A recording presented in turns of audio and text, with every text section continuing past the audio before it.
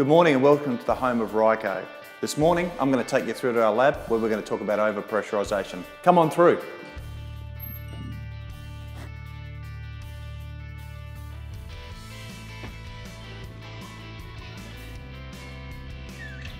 Just quickly before I start, I thought I'd introduce these two gentlemen. So with the grey coat, we've got Steve. Steve's our lab technician. Steve's been involved with making Ryco filters for over 30 years, about 33 years, Steve. And to Steve's right is George Dearden. George is our chief engineer. George has been involved with manufacturing filters for over 40 years.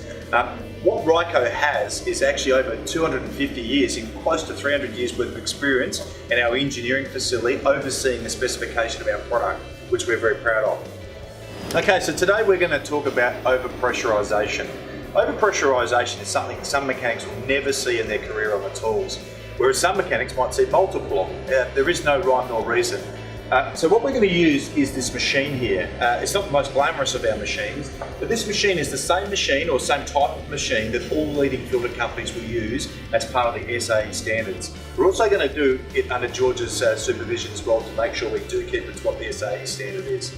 As you're all aware, for 80 odd years, Ryco's philosophy has been to meet or exceed the genuine filter performance. That just doesn't mean in the way the filter works, it also means the way the filter's made as well. So what we did was, before we started, we made sure we used the correct genuine filter and cross-reference to Ryco, so making sure the application's right.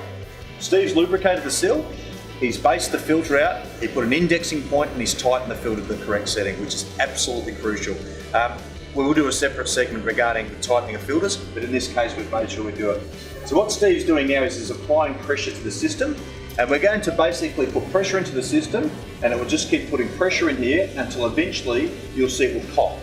When it does pop, the needle will stop, so we'll know exactly what pressure the filter took before it exploded. So what we're doing now is the genuine filter.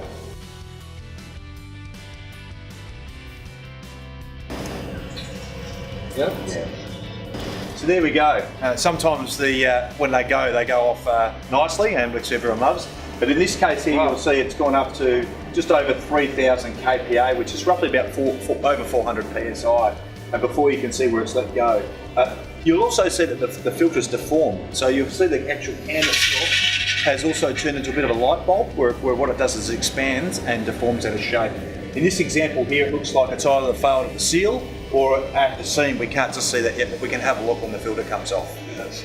Okay, so what we're going to do now is we're going to do the exact same test as what we did before with the genuine, but now with the Ryco. So Steve, as I said before, he's lubricated the seal, he's spaced the filter, and then he's put a reference point, and then he's tightened the filter to the correct setting, which of course every Ryco spin-on filter has. We will do a separate segment regarding the correct tightening of spin-on filters.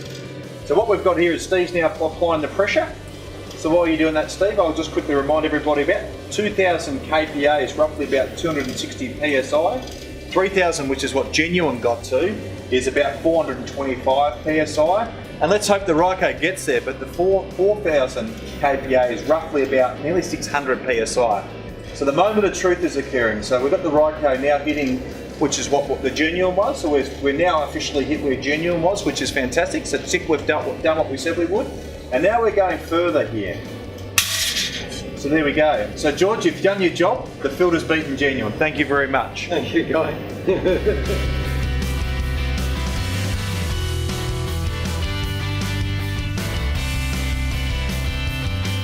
So what we've shown you is the result of over-pressurisation.